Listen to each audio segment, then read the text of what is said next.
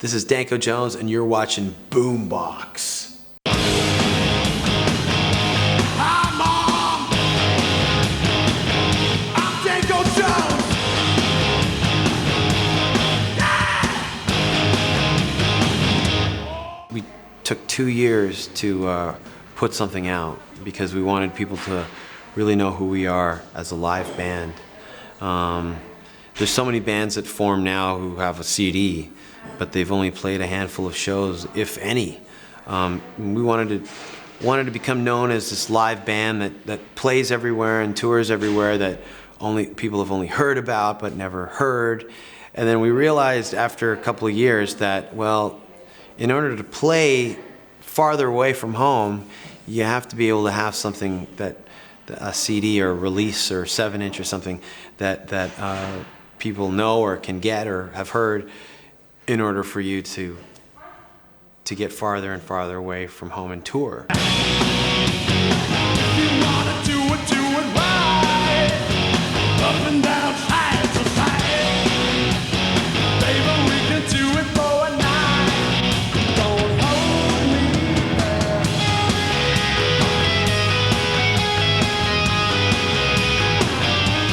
Born a Lion was a record that was released in 2002, and there was a lot of songs on those records that we played for quite a while before we even bothered to record them. And then We Sweat Blood, pretty much all of them except for one of those songs was written for the record without us ever playing it before, ever. And it was done with such pressure, under the gun. We had tour commitments done, and we did it. And I'm so proud of that record too, because I thought We Sweat Blood was a really solid record. This record was different. We tracked I think for 10 to 14 days, and then we went on tour. Unfinished, went on tour. But that tour allowed us to listen to those songs, and we were like, wow, this isn't very good. Whereas if we had just gone straight ahead, we would have just finished those songs and put it out. And so we came back from the road, and our producer had some notes he'd made, and we had notes we'd made. And so we started almost from scratch, and then we went on tour again. And we did the same process. And it happened 2.5 times, where we basically went out on tour, recorded, went out on tour, and came back with all these new ideas. And I think that really helped make the record what it was. We fine-tuned the songs, and it gave us the space to look back and go, is this really good, or are we rushing this, or how is this? So that's basically how the record came about, and I think it's just way stronger because of that. I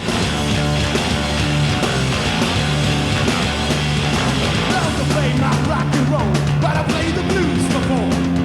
And my share of broken hearts, I don't play the blues no more. Sleep is the Enemy is the title that we use again to describe the work ethic of the band. From We Sweat Blood was our last album title, and it, that kind of meant how hard we work and everything. And the same thing with this record is just kind of trying to convey to people the work ethic of the band, because we're really proud of that. We're really proud of the fact that we work really hard. If you want to know how to play the blues, get yourself a woman. If you want to know how to play the blues, get yourself a woman. I don't like really recording, really. The only thing I really like about the recording process is coming up with the new ideas, the new songs, coming up with them. Those are the best moments. And then listening to the final mix when they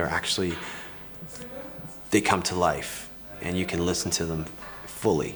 And you're like, wow, right on. Okay, let's go on tour. And that's really what I love doing. Because it's more immediate. I mean, being in the studio, there's no audience. You don't have that immediate response like you do playing live is the most immediate way to express yourself. Because people, ladies and gentlemen, when you get on top of the mountain, the only place to go is sky high. And everybody, and I mean everybody in this room tonight, everybody!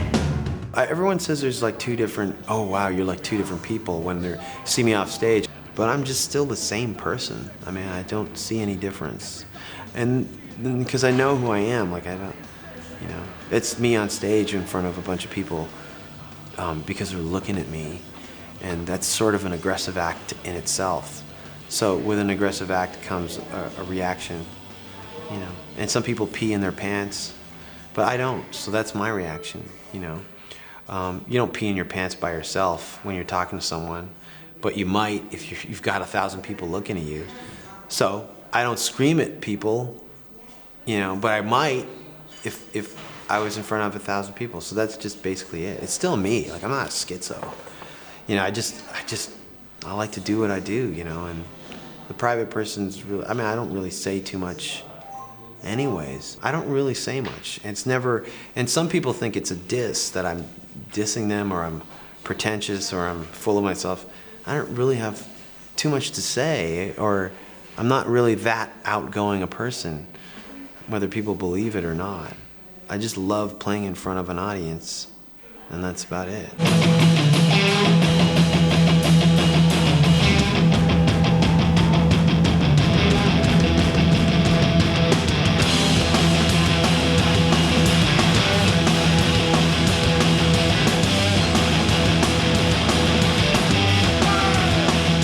As a person in a band, nothing's really changed for me. I'm still a huge music fan. I still buy records. I still get really nervous when I see someone that I like, you know, or that I've listened to for a long time. You know, the best part is, though, the one thing that has changed is a lot of the times I meet these people, I'm meeting them on almost a peer level. Like we're playing a festival together, we're playing a club together, we're on tour and our paths cross. So in that sense, it's changed where, you know, they don't talk to you as a fan so much as almost a peer, and that's like, as a fan, that's even more, it makes the experience even greater. We got to put out a DVD, and we still haven't done that. We still haven't done a headlining hockey arena tour. We haven't done an arena tour. We haven't done a stadium tour where we headline. We haven't played for the Queen. I still don't have a gold record or a platinum record. I've yet to win a Juno or a Grammy. I haven't won a Golden Globe or a People's Choice Award or an Oscar. I haven't walked down any red carpet, and I still haven't gone out on a date with Kylie Minogue, so there's too many things left to do. Wanna know how to play the blues? Get yourself a woman.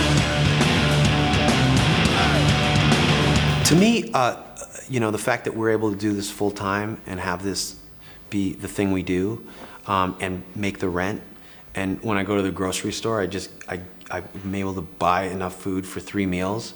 That is my definition of success.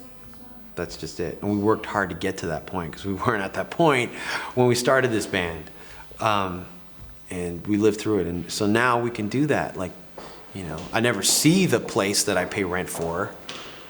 I mean, I've been home for the most 4 days straight since July. That's it. I never see the damn place, but it's there.